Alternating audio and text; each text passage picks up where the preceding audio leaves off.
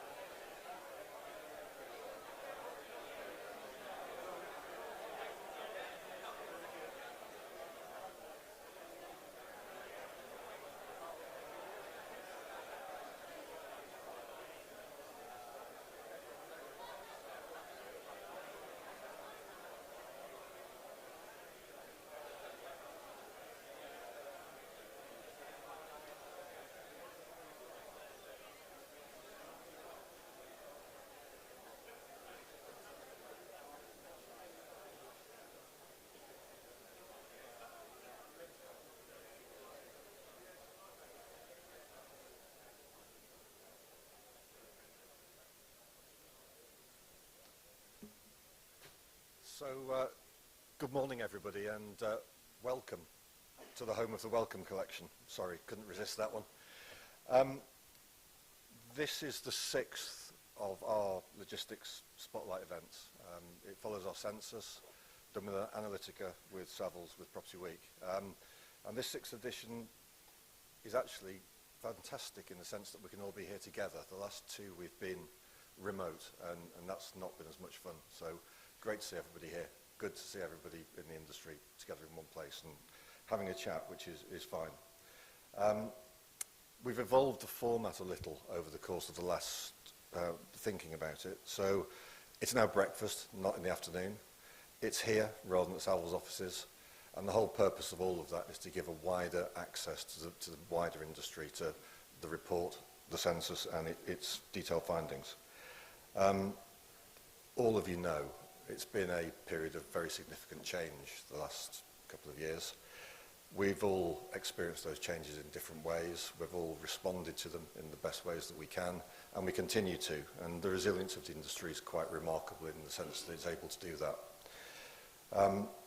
There's some clear trends coming through the report as well. We're seeing ESG moving to the head of everybody's agenda. We're seeing labour shortages being a real defining factor for occupiers and where they want to be.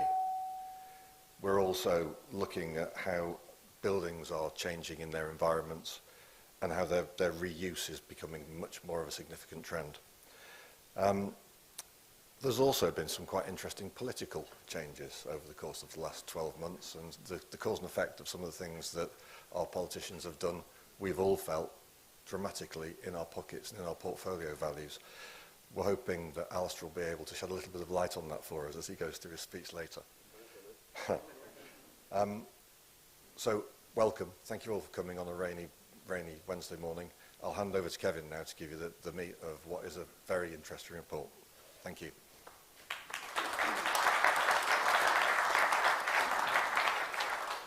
Perfect. Thank you, Andrew. Kevin Moffid, Head of Industrial and Logistics Research for Savills in the UK and in Europe.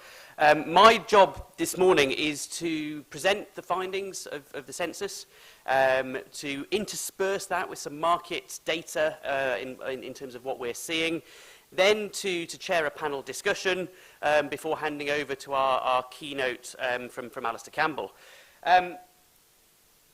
You'll get a copy of the slides, you'll get all of that, so don't worry too much about taking notes and all of that type of stuff. Apart from the journalist from Property Week, of course, who is busy scribbling away. What I'm going to do first is just set the scene with some economic data. you know, I've said many times before, if you've seen me present, I'm not an economist.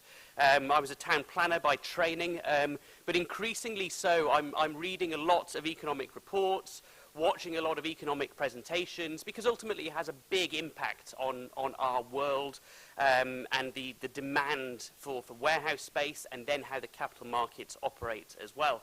And I made a throwaway remark about 2 weeks ago, and I said, you know, it seems to me before Christmas, every iteration of the economic forecasts was getting worse.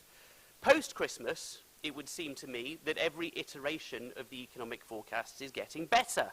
Then, lo and behold, I was in a presentation the other day, and somebody put up this chart, which I have curated a presentation.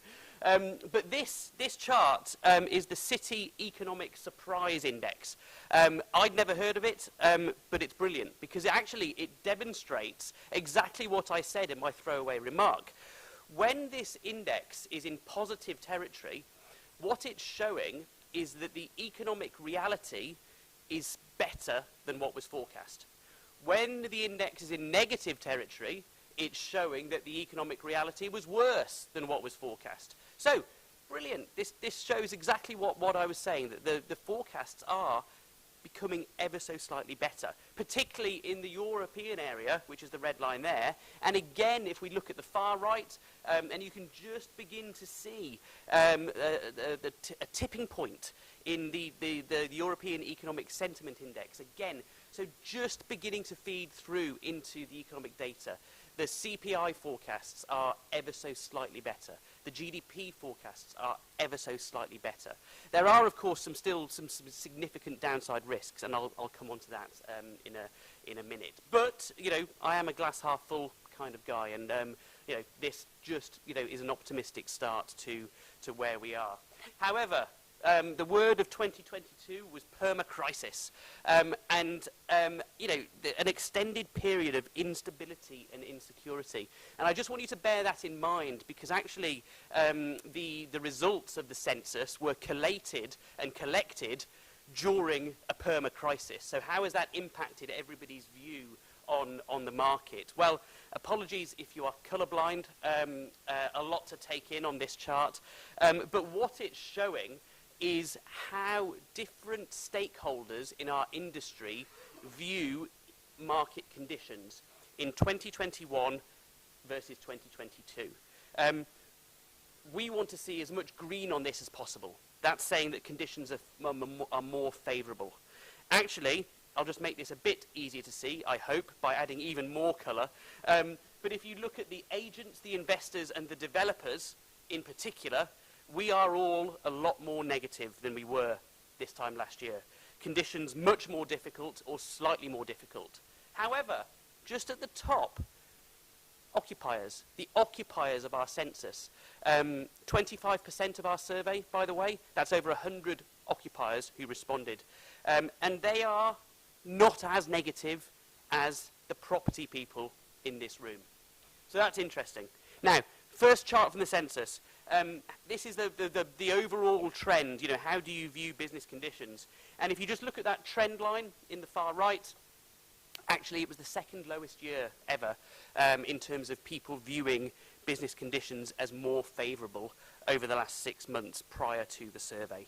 The low point, 2019, was the Brexit withdrawal agreement and when that came into force. And you remember all of the issues around stockpiling and all of that type of stuff. However, this is feeding through into our take-up data. This is our data for units over 100,000 square feet.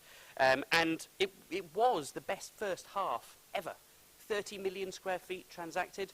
It's fallen back. The second half of the year was around 18 million square feet. However, context is key. At 9 million square feet, roughly, in Q3 and Q4, 9 million square feet per quarter is definitely at the upper echelons of what we would have expected as an average prior to the onset of the COVID pandemic. So yes, we've seen take-up drop back from the COVID highs, but actually, in the grand scheme of things, it's still really, really strong. at a nationwide level. And again, that H2 is still 22% above the long-term half-2 average. Vacancy and supply. Okay, so again, context is key. Vacancy has increased from 2.9% to 3.9%. The long-term average is 7%. Roll back to where we were post-GFC. Post-GFC, almost 100 million square feet of warehouses vacant, giving a vacancy rate of 25%. Even if Amazon went bankrupt, which they're not going to, we're not going to get to a vacancy rate that troubles where it was post-GFC. I think it's going to trend upwards. We've got 22 million square feet under construction.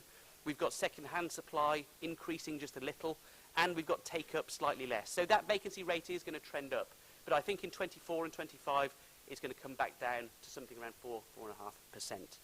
But again, one of the bellwether questions of our survey, we've asked this every year of our survey, do you expect to take more or less warehouse space over the next 2 years? And again, 91% of the occupiers are still in that stable or expansion mode. And again, if you just look in the middle on this side, you can just see, again, you know, around 10%, 9% of the occupiers saying they're going to take less space. So it's not a pronounced trend in the data of occupiers looking to take less space.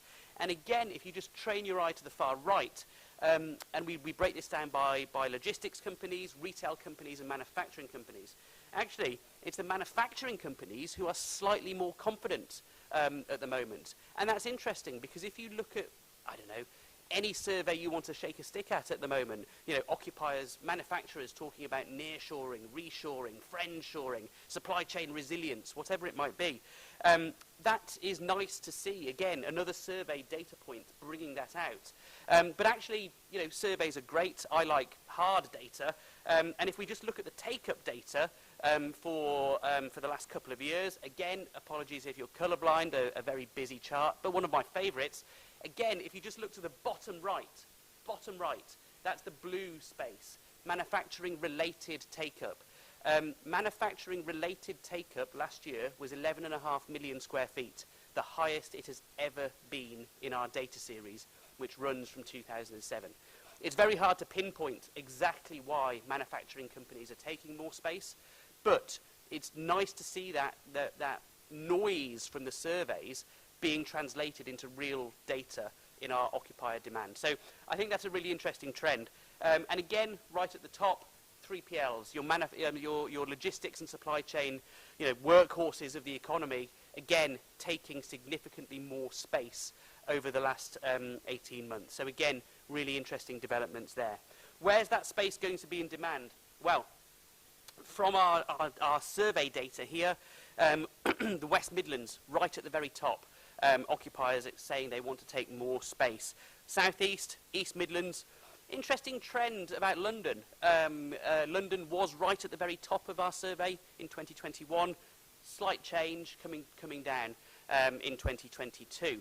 But again, you know, this doesn't necessarily tell us anything we don't already know, you know, which is core markets remain core markets. Occupiers need and want to be in the Golden Triangle, closer to population centres, so on and so forth. However, this, you know, I started off on a economically positive chart. There's always a but, and I think this is it. We asked people about challenges. What are the key factors impacting your business at the moment? Right at the very top, costs, rising costs. And that, you know, we can break that down, labour, fuel, energy, all of those different things. But again, the availability of labour, economic uncertainty, managing global trade, all of these factors bubbling under. And that's what we're going to ask Alistair to talk about, because, you know, at the end of the day, the demand for warehouse space will ebb and flow. But our industry has, you know, some challenges, whether that's the planning system, whether that's energy, whether that's the availability of labour, and those, you know, those are all politics, and that's where Alistair will come in and offer his thoughts. But again, if you look in terms of the ranking, again, you know, a very busy chart, but hopefully, you know, you can see what's going on here. You know, again, rising costs coming in, and you can see how that ranking has changed as the passage of time has gone on. You know, back in 2020, naturally, as you'd expect, COVID, economic uncertainty, the availability of labour, all changing.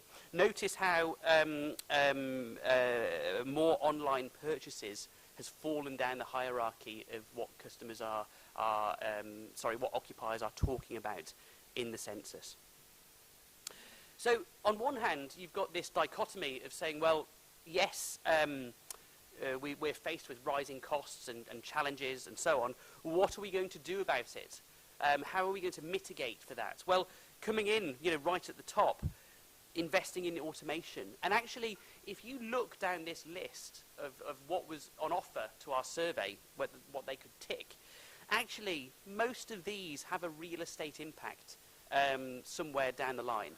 Whether that's actually about how much warehouse space people are going to need, or is it going to impact the design of the warehouse? Is it going to impact the height of the warehouse? Is it going to impact how much energy that warehouse needs and where it's going to come from? So actually, there is always a real estate ripple effect in what occupiers are looking to do to mitigate for the issues that they have. So that wraps up a very whistle-stop tour of the census. There is a whole myriad of data that goes into this, which we'll be sharing in due course. But if I was to conclude, my key observations, the occupational market is normalising. However, it's normalising at a level that is at the top end of what we would have expected to see pre-COVID. However, trading conditions are tougher for everyone that filled in our census, whether you're an occupier, a developer, a landlord, an agent, a landowner. Rising costs are the number one focus. However, resilience is a topic that keeps on being talked about, whether that's supply chain resilience, energy resilience, inventory resilience, all of those type of things. And that is going to have a big impact. So what I'm going to do now is we're going to have a panel discussion. And I'm going to invite our panelists. Please come and join me on stage.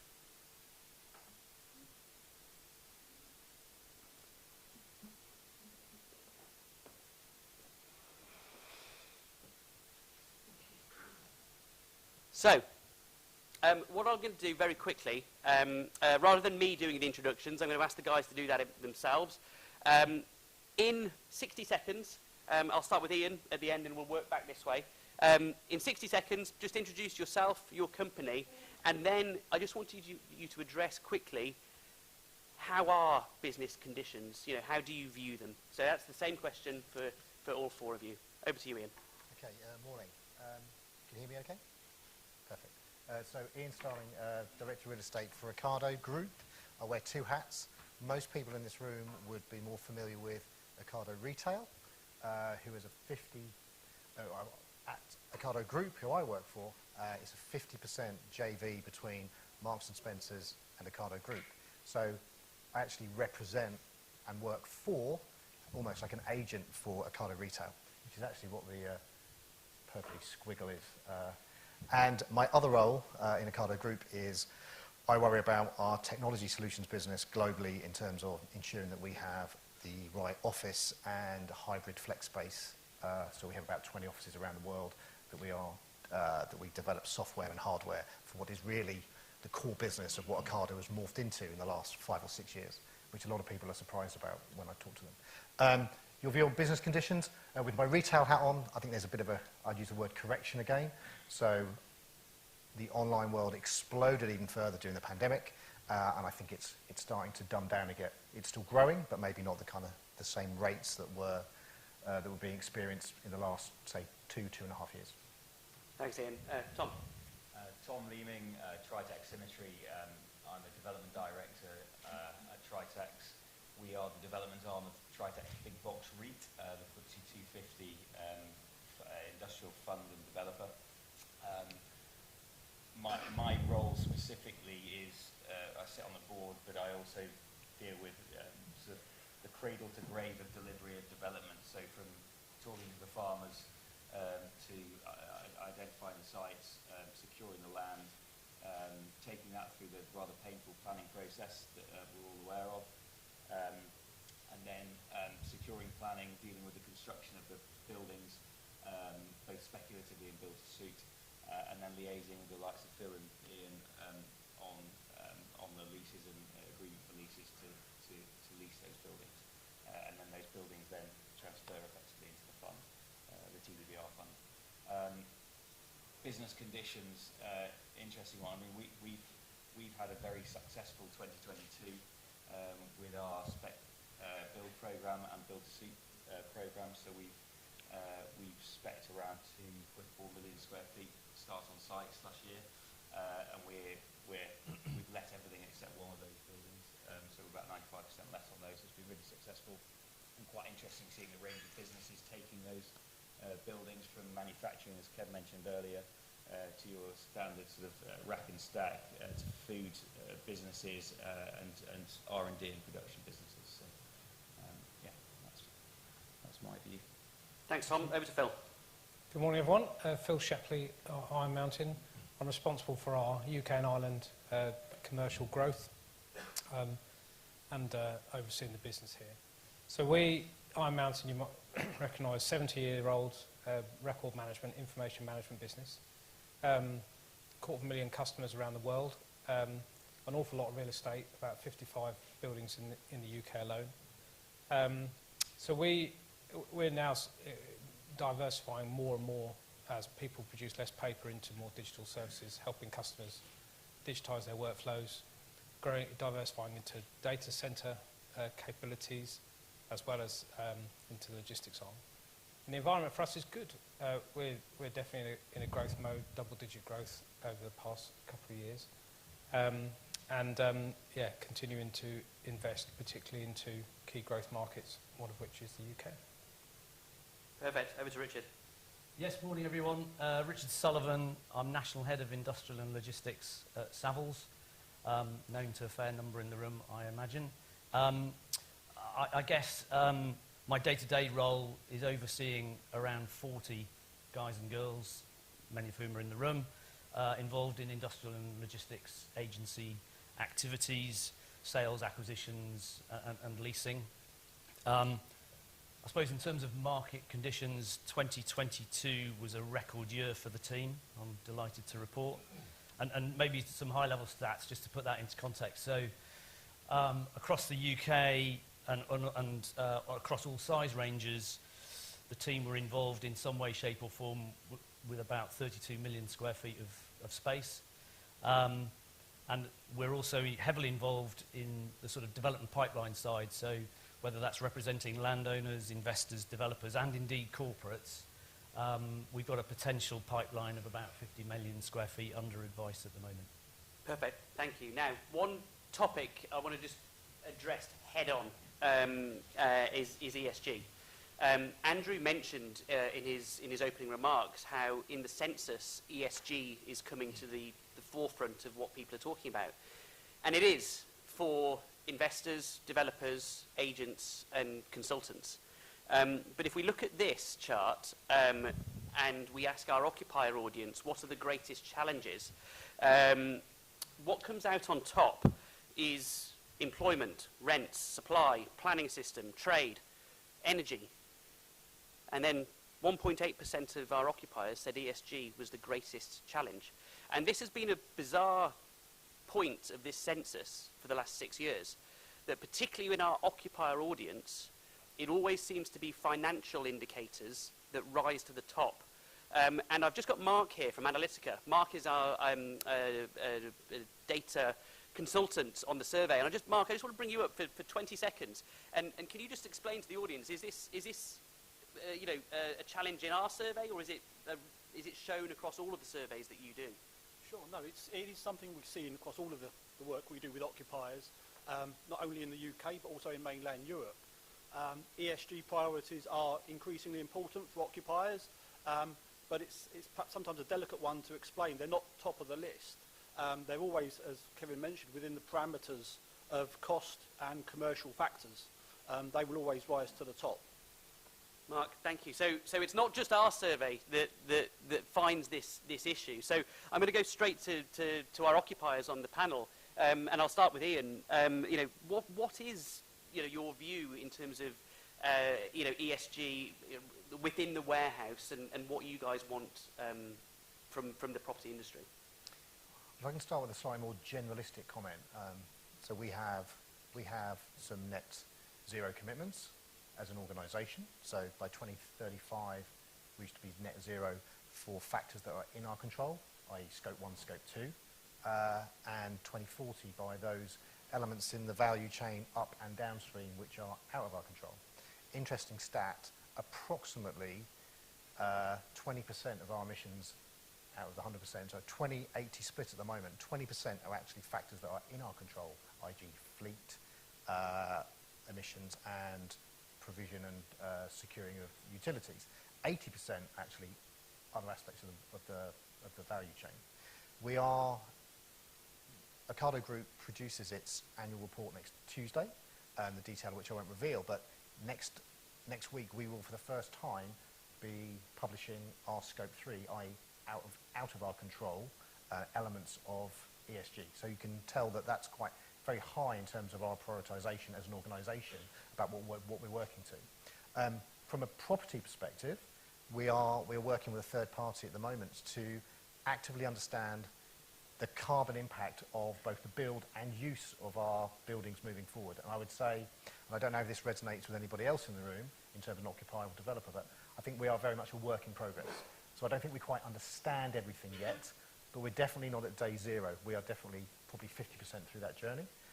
I think, as was discussed in terms of the analytical point, you can't get away from the fact that there has to be a value judgment within your business and organisation about how much you invest. The aspiration is clearly there.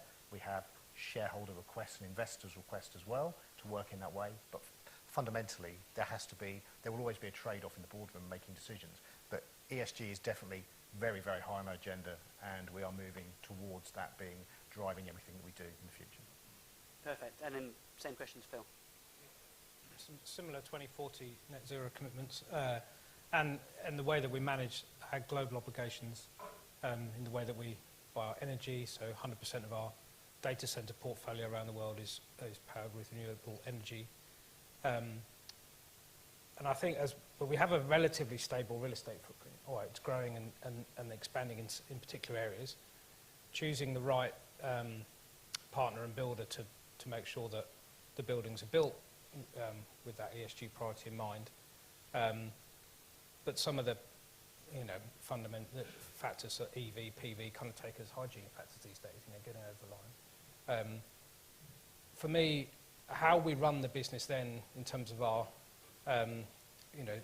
interaction with local communities and social governance then, and how we structure our real estate investment to enable us to provide career paths, to work with local educational establishments, to tackle the same issues around employment challenges and cost bases. If we can find that sweet spot of operation where the forces for good are kind of working with us, and having a real estate strategy that enables that is really where our priority is.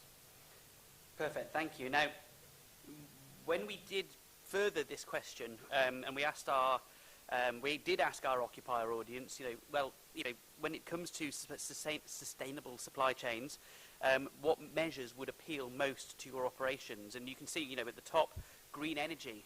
Number 2, on-site renewable energy generation. Low carbon operations. And actually, Tom, I'm guessing in some ways this is music to your ears as a developer, because in many ways you're already doing this. Can you tell us a bit more about what you guys are doing on some of your schemes that ties in with the table I've just put up?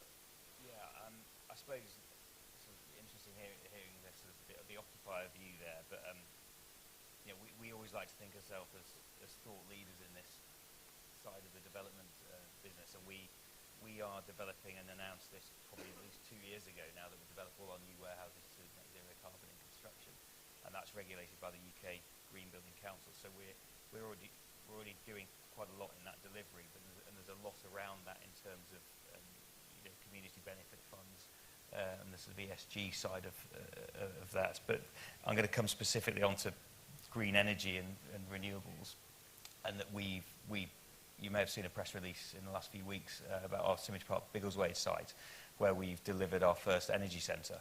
And that effectively is a clever box of tricks that I can tell you high level what happens in there, but I'm no engineer. It basically takes the PV from the roofs of the warehouses on the site. It takes the grid power, which is green energy bought from the grid. It mixes that and monitors it and basically sells the PV at a discounted rate to the tenants on the site, and then takes, when the PV is all being used, it then takes grid capacity, and there is also backup in there, so there's battery backup and there's also generator backup, so it effectively provides data center resilience. So you've got a green on-site power generation facility effectively, providing power and resilient power to our occupiers at a discounted price. So that is the model that we are rolling out across our sites, and the latest one to be delivered is at Kettering, where we've delivered several buildings, one for Phil, and we've got plateaued sites there which are ready to go for the next occupiers. Fascinating. I'm going to bring in Richard now and just ask a broader question about occupier requirements. We track every single occupier requirement in the market, and anecdotally, if you look at that data, we're just beginning to see companies say, building needs to have X EPC or Y BREEAM rating or whatever it might be. So just beginning to feed through. Sully, in terms of the occupier requirements that you're seeing, that ESG point, how high up is it in the hierarchy? Yeah, and I suppose clearly there's a very wide, diverse range of occupier, and therefore there isn't a straight answer. And indeed, the agendas as far as ESG are concerned from occupiers, varies quite a lot. I'd say, slightly controversially, I think there's a disconnect between ESG and real estate and ESG and operational activities. And I think the really important, and that's not meant impolitely, because actually I think where you as occupiers are completely focused is on the big areas that can make a difference. I think it's our role in the property industry, of course, and with the likes of Tritax and others, to ensure that we make buildings as green and as efficient as possible. But I'd probably cite the example of talking quite recently to DHL, obviously huge global platform, real estate throughout the world. The reality is that they can save more on their carbon footprint by doing something in their transport sector than anything that they do on their buildings, and I think that's the kind of disconnect. But I think we're all heading in the right direction. But that's the sort of change and I suppose the anomaly between what we're trying to do in real estate and really what you're focused on the operational side. Perfect. Thanks all. Now, I want to move now on to the next topic of discussion, which is costs, rising costs. I've already used this chart. You've seen it in my main deck, but just to remind you, what we're seeing here, the rising costs, labour and so on, and then add into the mix what's coming later this year with the changes in business rate values. The blue is the increases in percentage terms, what we expect to see for warehouses by region, up to 35% in certain parts of the country, business rate rises. And, that's at the expense of retail in the main. So, more cost rises coming. I'm going to go to Tom first, and, we've talked about energy there at a discount. From your perspective, is there anything else, that the developers can do to mitigate some of these cost rises? Yeah, I mean, there's not a lot we can do about labour and rates and the like, but clearly in delivering brand new net zero carbon sustainable buildings, then that in itself is effectively an insulated shell for a business to operate from. And we, from talking to various occupier clients, we've seen where they've consolidated from a number of sort of smaller, older buildings into a single modern warehouse. They've seen cost savings of circa 40% on their utility costs. So there are considerable savings from moving from older to newer stock. And I think just the other thing, I mean, I've already mentioned energy, and you touched on it then, Kev, but the fact is we put PV on the roofs, and we have the energy centre model on many sites, which helps with the costs of energy, which is a major cost for the occupiers. But also on our existing portfolio, we are in talks constantly with our customers to fund, design, install and manage PV on the roofs of the warehouses. So there's quite a rolling programme there in that sense. Perfect. And Richard, on rents specifically, I think if you look at data from MSCI, industrial warehouse rents have increased by over 20% since the start of the pandemic. My view is that, you know, with vacancy rising slightly and take-up dropping slightly, you know, some of that tension that has amplified rental growth over the last 2 years has dispersed. But you know, certainly, what's your take on where rents are heading? Yeah, I think, you know, general view is that we're still going to experience a period of rental growth. I'm conscious, Kev, you know, we buy in our stats, I think, from Real 4. There's definitely been an adjustment or a recalibration, and I think sort of nationally it's talking about something around 3% this year. I think the reality is that you've got to drill into the detail, because we're going to see regional differences. I think we're going to see differences around building sizes and their purposes, whether it's urban logistics or big box. So I think, yeah, I mean, probably not great news for the occupier world that the rental growth story is going to continue. I'm sure of that. I mean, there will be, as I say, some concerns on that around demand and supply, which is, you know, perhaps something we'll touch on. But yeah, I think, you know, that the prospects at the moment look pretty strong. Perfect, thanks. And I just want to come on to technology now, because this, again, has been a common theme in the census, particularly over the last 2 or 3 years, where you have this situation where costs are rising or challenges are huge. But at the same time, what consistently comes out of the census is that occupiers are saying, you know, we want to invest in new technology, whether that's robotics, automation, electric vehicles, so on and so forth. And there seems to be a bit of a dichotomy here, which is to, you know, to invest, to mitigate some of those cost rises. So I'm going to bring in again Ian and Phil here, just on the technology side, and you know what's, you know, Ocado, you know, have been at the forefront of robotics. You know, what's coming next, and you know what can you tell us that we don't already know? Good question. I mean, it is our sweet spot. You know, if you look at the transition of our organisation, Ocado Group is a technology solutions provider. We have 12 fully signed up clients globally, all grocery retailers who have signed up to the Ocado vision, and we are building with them and fitting out incredibly technically autonomous robotic warehouses around the world, ranging from Japan to South Korea to the US to Canada to Australia. So we're global in our reach, and therefore there must be something pretty attractive about our robotic stroke technology offering to be able to partner with those types of clients. We will continue, you know, the headwinds that have come out of the last year or so, you know, are difficult economic conditions, but within Ocado Group, we keep powering on. Investment in technology is our number one purpose. The main mantra of that is that, from our perspective, it will help reduce labour inside warehouses. Now, everyone might say, "Oh, that's going to, you know, reduce job opportunities."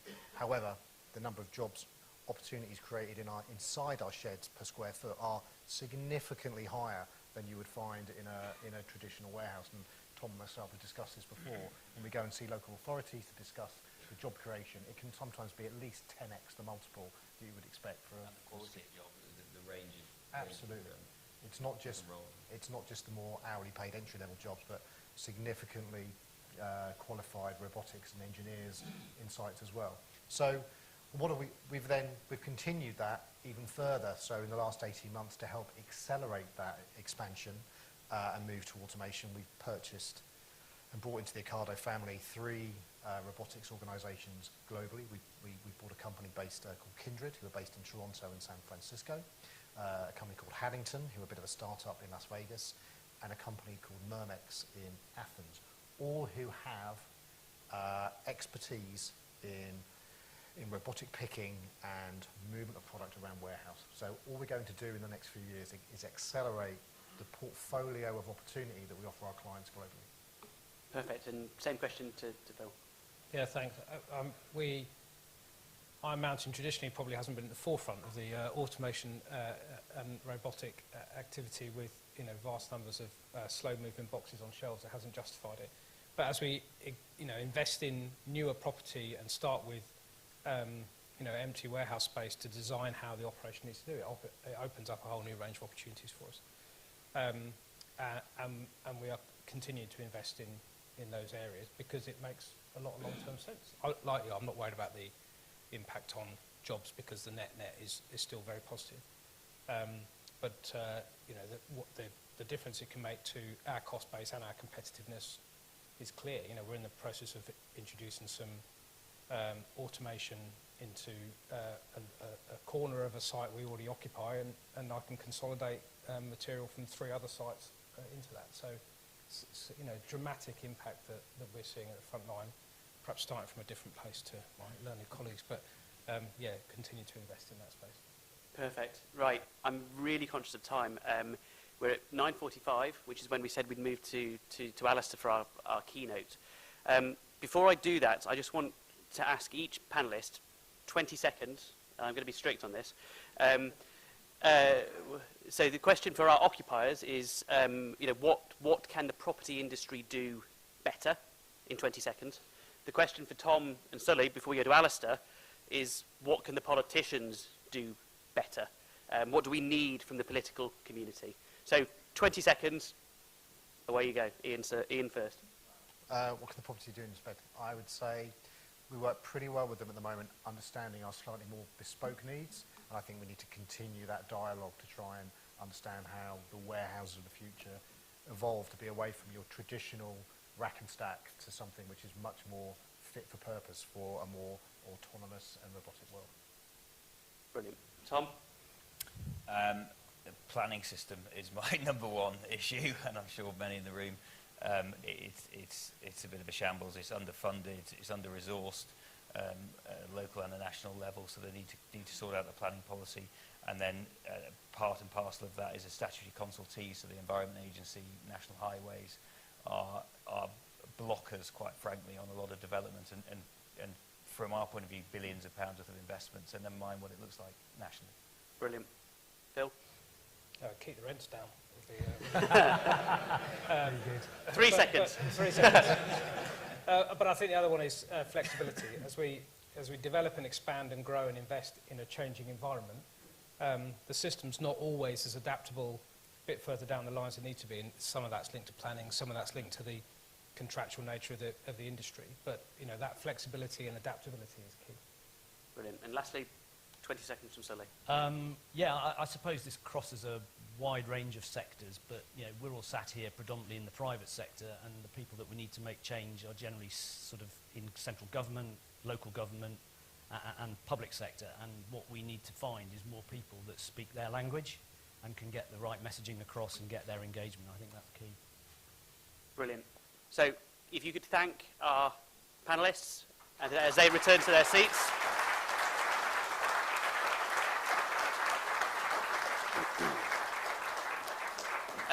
It now gives me great pleasure to bring up Alistair Campbell.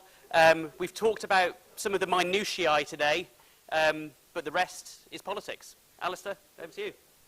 Thank you so much. Yeah, that, by the way, was a plug for my podcast, if you didn't get that. It's called The Rest is Politics. It's the country's #1 podcast at the moment. And if you haven't listened to it, apparently it's very good. Is that right? Yeah, so you can tell me. Listen, thanks for that. I feel I've learned more today about logistics in couple of meetings upstairs and listening to you. I've sat through some very, very dull PowerPoint presentations in my time. You're pleased to know that wasn't one of them. I did find that fascinating, and I'll tell you where it sort of leads me to think I might have something useful to say to you. Actually relates to what some of these guys are saying on the panel as well. You've got to tell your own story better, because I sort of feel there's a story there. And look, I try and keep myself well informed. I try to stay plugged into what's happening in the economy and obviously in politics, which I'll come on to. But I felt there was lots, both in your presentation and in the points that were being made on the panel there, that actually have the makings of a pretty powerful economic communications strategy. And the thing is that I think people underestimate. Let me just tell you something about every, hands up here, if you think your industry is properly understood and appreciated by the outside world. Right, you don't. Okay, now let me just tell you that virtually every industry in the UK has the same response. We don't feel understood, we don't feel appreciated. The ones that get closer to it are the ones who actually are out there making sure that people understand what they do and properly understand their problems and their challenges. And I thought it was fascinating that the way they're changing. So, for example, a few years ago, you'd expect Brexit was really high up. It's gone down, but I noticed at the same time, labour market concerns has gone up. And I wonder whether there isn't a sort of, you know, so these things are interlinked. But I thought that what was fascinating to me was that you obviously feel you've got a good story to tell, but you may be not telling it in the way that it should be. And why I think you're in a really interesting place on this, the whole country's in an interesting place on this, because, you know, we're at one of those moments, I think. I was saying upstairs, this isn't blowing my own trumpet, but I predicted accurately, give or take, every single election I've been involved in, either as a journalist or as a campaigner, okay? I've got most of them right within a fairly decent margin of error. I honestly find the next election really quite difficult to call. I think the parameters between what it might be on one level, the kind of Labour landslide, on another level, another Tory government, it's going to be somewhere in there, between there. But I couldn't really tell you where. But what I do know is that there is a yearning for change, and change has got to come. Because if it doesn't, then democracy is not functioning properly.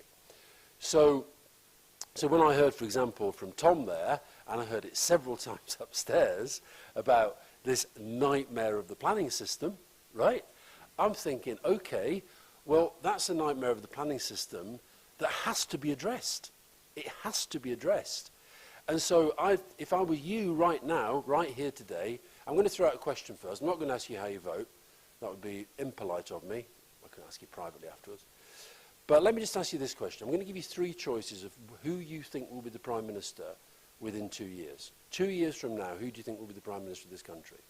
I'm going to give you three choices. Will it be Rishi Sunak? Will it be Keir Starmer?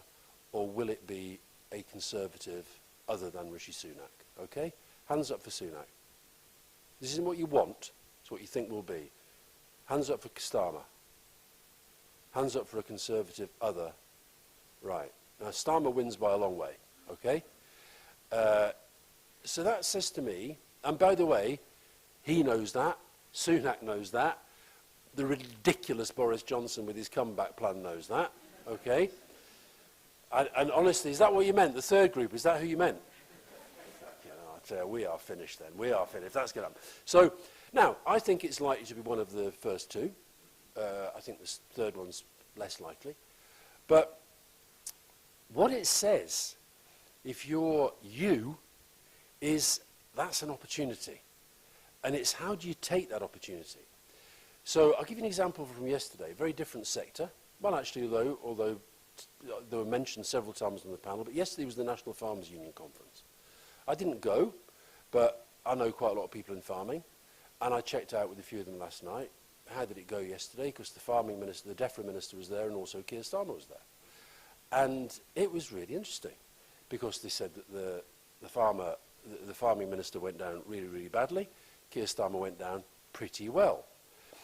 Then said, and what he now needs, having done the mood music and made it clear that he's really interested in what we think and who we are and what we try to do and our contribution to the economy, etc., he's now got to find the policy.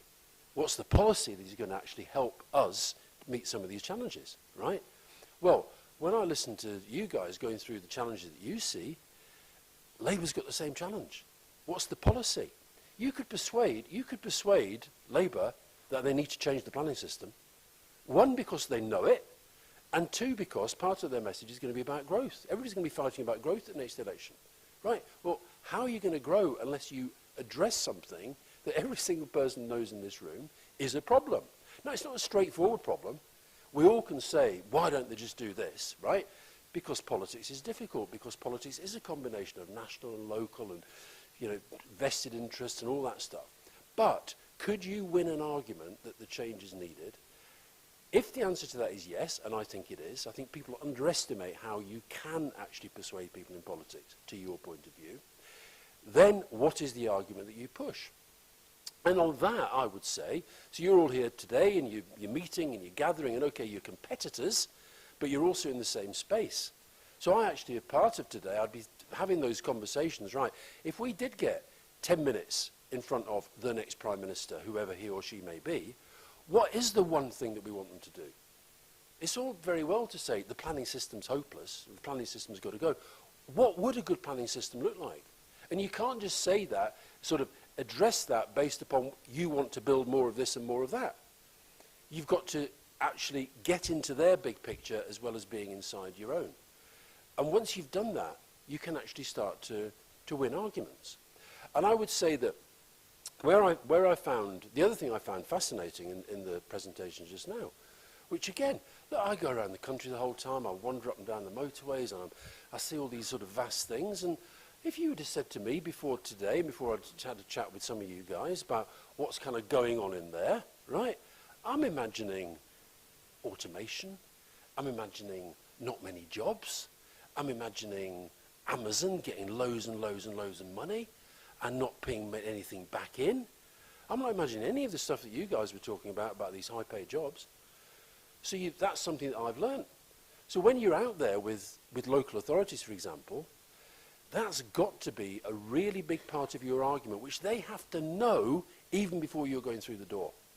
Because when you're dealing with politicians, and you can't blame them for this, because, you know, yes, we've had some terrible politicians lately, and, you know, I felt your pain when you talked about getting hit in the pocket. I mean, a Prime Minister who comes along and takes 70 billion out of the economy and is now lecturing Rishi Sunak about what to do next is kind of quite something for me. But, you know, they've been and gone. I think we are now in a position after, I mean, I think that the mess that we're in, I call it ABCD. Austerity, Brexit, COVID, and then the disaster, in my view, of Johnson and then Truss. I think we're now back into something a bit more sort of serious. I think we're taking a bit of the heat out of the nonsense out of politics. And Sunak's at least I disagree with a lot that he does, but at least he's kind of serious. He's sort of pretty clear about what he wants to try to do, and he's trying to do it.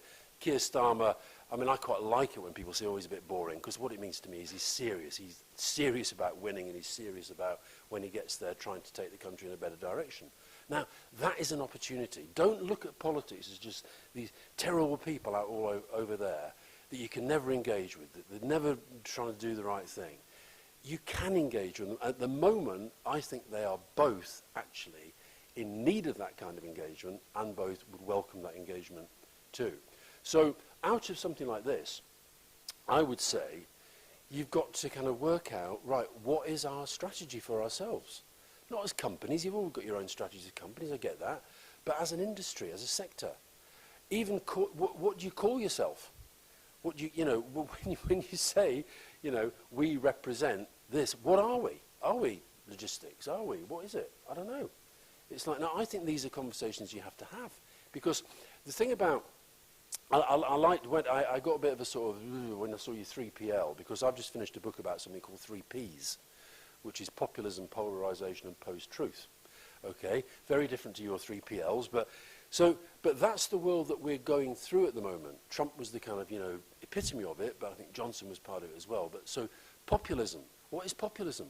Populism is where fact, all the sort of data you've got there doesn't matter. It's how do I feel? How does this making me feel? Well, we've got to break through that. And you can break through that provided you build the power of your data and the power of your argument to something that's compelling for other people. What's polarization? Polarization is about trying to separate people rather than bring them together. You're trying to, yes, you're businesses and you're trying to make a profit, but you're also a fundamental part of how a modern economy functions. And again, some of the stuff that I heard you guys talking about, if I was, I don't know about journalists in here, but I thought there was plenty in there to kind of get your teeth into that is not just about kind of, you know, top headline stuff, but it's interesting.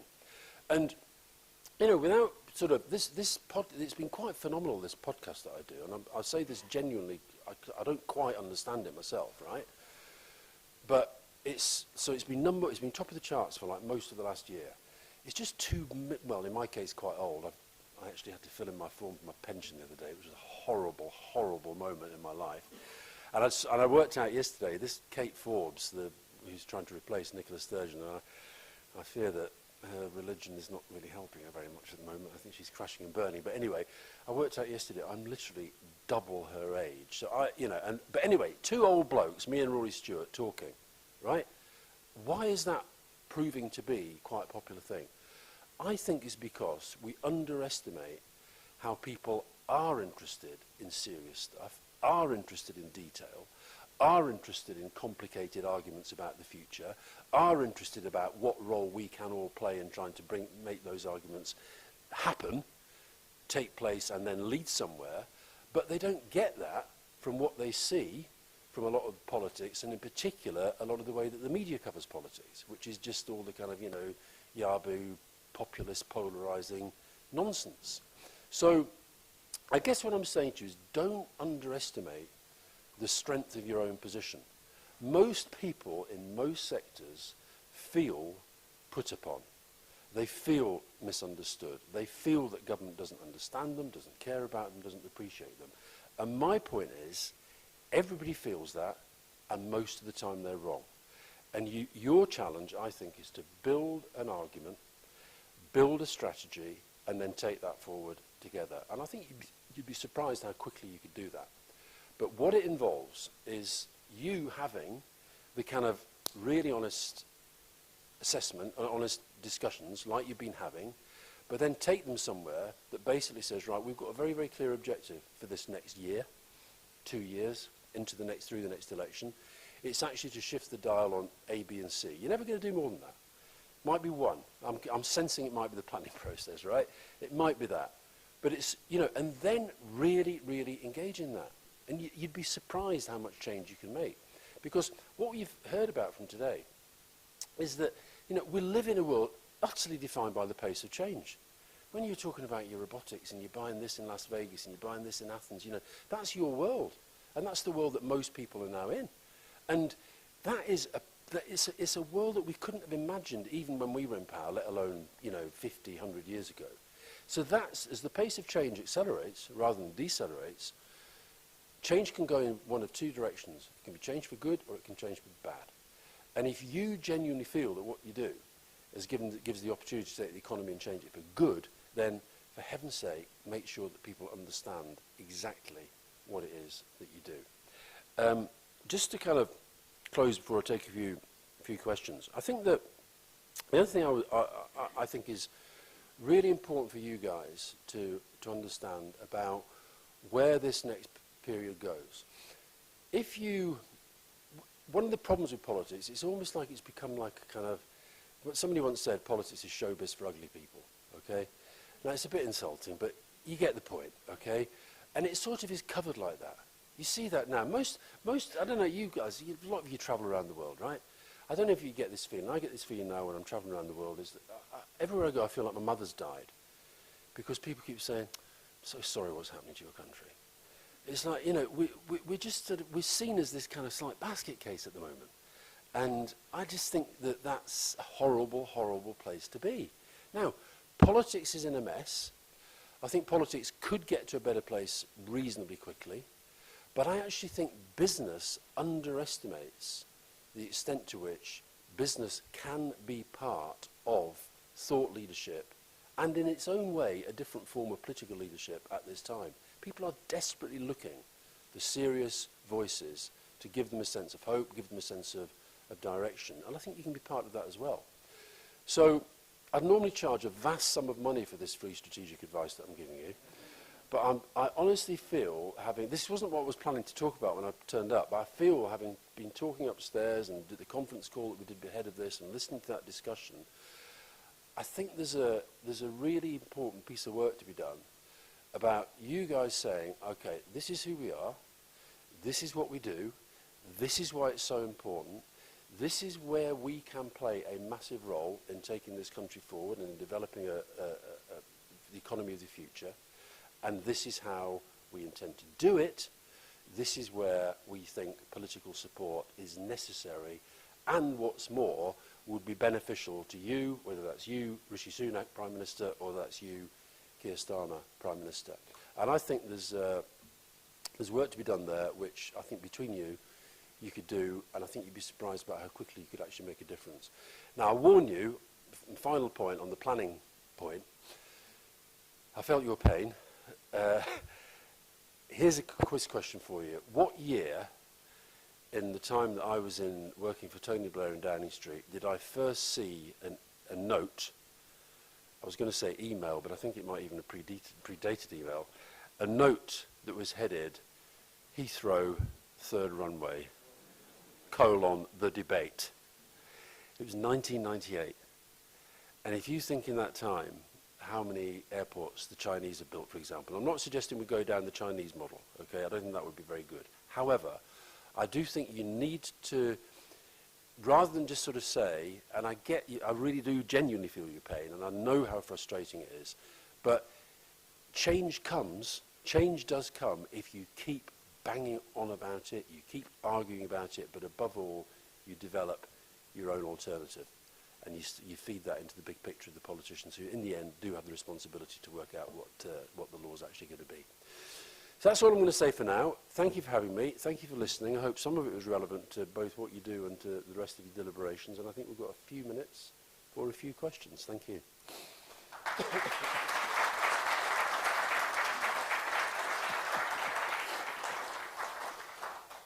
Right, there's a hand right at the back. Yes, Alistair. Tim Holmes at Endurance Estates. Kevin mentioned a lot today about onshoring and supply chain resilience, and we've had sort of 3 companies talk to us about the need to onshore post-Brexit, international trade changes. I mean, how do we as an industry message that better to government, that there is a problem with Brexit, and how does this industry deal with it? Well, that is hard, because when I talked about the 3 Ps, populism, polarisation and post-truth, I'm afraid that Brexit was a kind of high point for that. It was driven, I won't revisit all the arguments, you've probably heard me banging on about them often enough, but essentially a lot of the arguments were untrue, they've been shown to be untrue. It was deliberate exploitation of the polarisation that was happening on other issues in the country. And it's populism to me was about saying to people that never mind all these experts telling you this stuff's going to be bad for you. How do you feel? How's this going to make you feel? That's what Johnson and Farage, etc., were speaking to. And we're now in this position where that populist virus still surrounds that debate. Now, where I take a little bit of hope, we'll see where it ends. I'm slightly worried about it. I'm leaving here to go to Dublin, and I'm seeing Bertie Ahern tonight, the former Irish Prime Minister. And I thought at the weekend Sunak was going to do something on this protocol.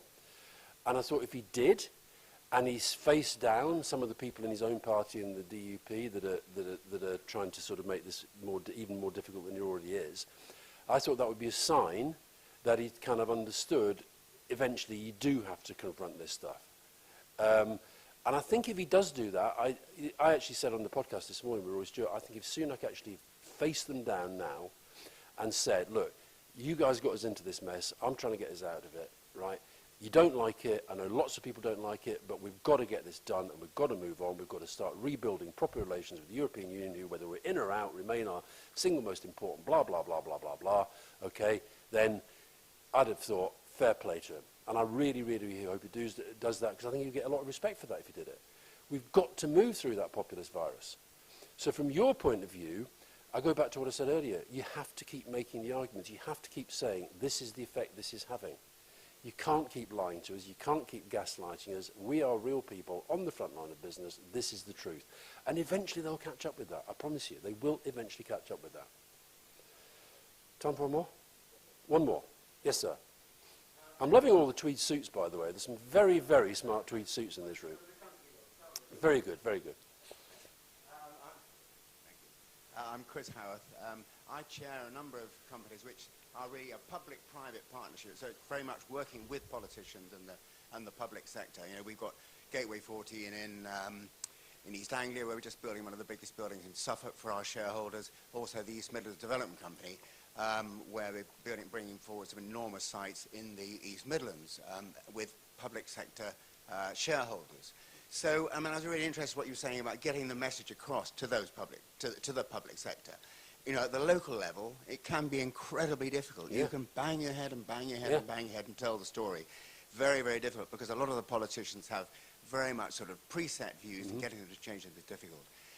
Central government is probably even more difficult. So I suppose my question is, how effectively does one get, particularly to central government, to tell the message that you're telling us we need to put together? Look, it's not as difficult as it sounds. You have to live with a little bit of banging your head against the wall, okay? Eventually the wall will fall, okay? That's the mindset you have to have. It's a wonderful quote, Nelson Mandela, everything is impossible until you make it happen, okay? And once it's happened, it feels like it was the most natural thing in the world. And I get it's frustrating. Most big organisations have to have people, that's their job to do that. A lot of companies can't afford that, or they don't want to do that, whatever. But I think the thing I'd say is devise your own strategy by being absolutely honest with yourselves about whether you're making a point that is genuinely deliverable, yes, to your benefit, but also you can explain how it will benefit others. And then it's about engagement through a combination of things.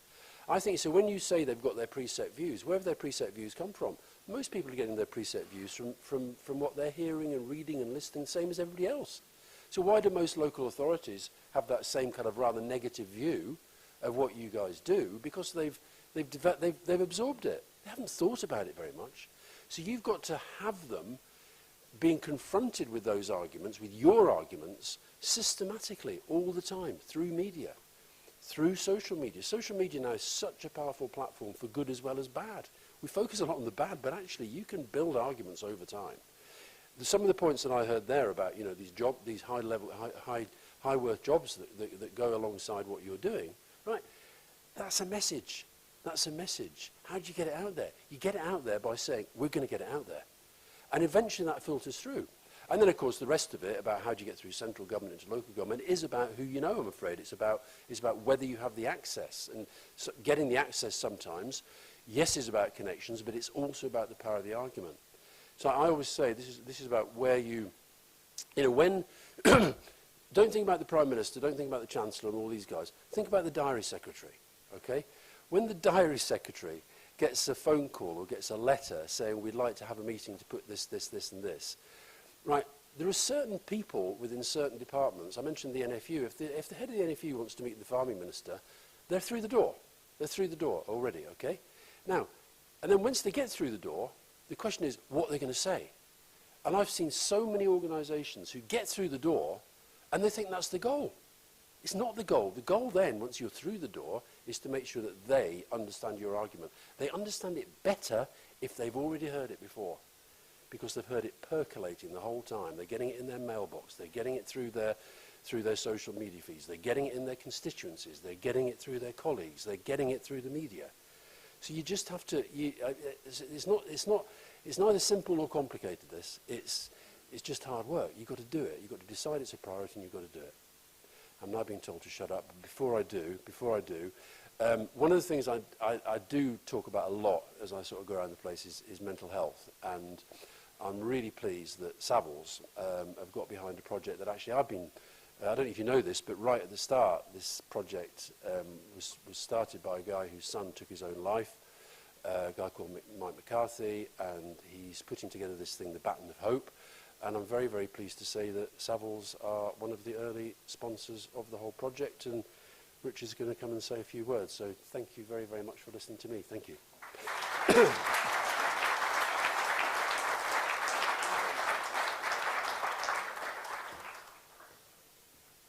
Thank you, Alistair. So just quickly before we sort of close, and just to remind everybody, we've got some teas and coffees in the Williams Lounge, I think, where we were earlier, so hopefully an opportunity for everybody to do some networking and indeed, you know, talk about some of the themes and topics that we've spoken about today. So first and foremost, some thank yous. Thank you to Kevin Moffat and our research team for all their hard work, and that's very much in conjunction with Mark Bornick at Analytica.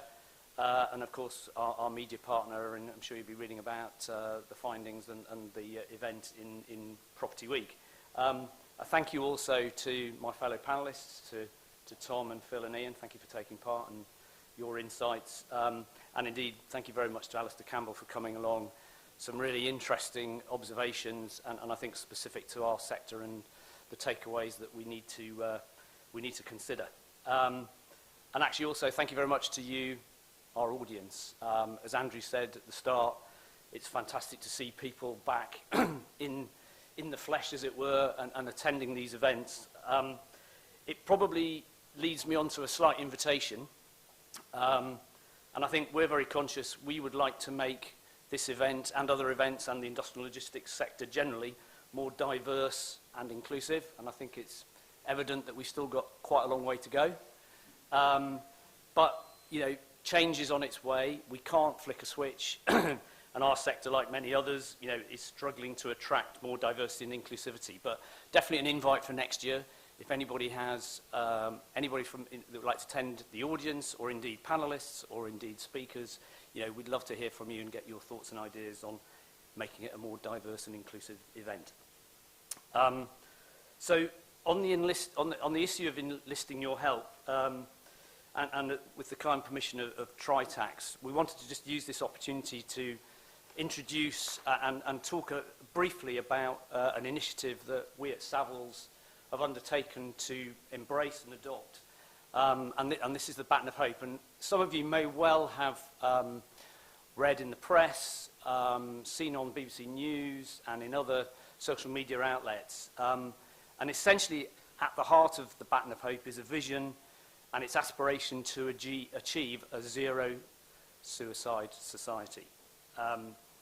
In fact, you know, currently over 6,000 people a year are victims of suicide, taking their own lives, and that, you know, many of these are indeed preventable. So the organisation's embarked, you know, on a very ambitious programme to raise awareness, profile, and undertake a range of activities in 2023 and beyond, you know, designed to get people, you know, talking openly about mental health and suicide, to spot some of the signs, you know, ask the right questions, and I think, again, you know, very importantly, listen without judgment and to try and make a difference. So, along with a wide range of funding and awareness initiatives, in June 2023, the specially designed Baton of Hope will be setting off from Glasgow on a journey across the UK towns and cities, and ultimately, its plan is to end up at Downing Street, because ultimately, this is about raising awareness and picking up on Alistair's theme, making central government and the political arena more supportive, more aware, and making a difference. So the invitation is we'd like your support. You'll be hearing more from us and the team over the year.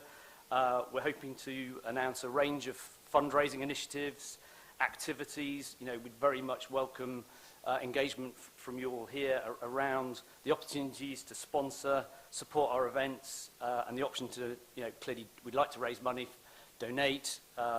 We'll be setting up a Just Giving page, and you know, hopefully seeking contributions at our other industrial logistic events over the year. So I think their underlying statement is, and the challenge to all of us in this room, it's time to start this conversation. Thank you.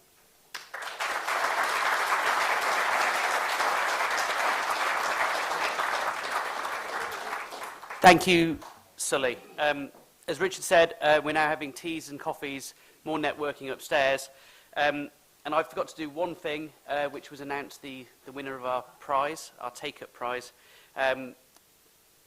All I'll say, Gordon Reynolds from Cushman & Wakefield, see me afterwards. You were spot on. Thank you for everyone. See you upstairs.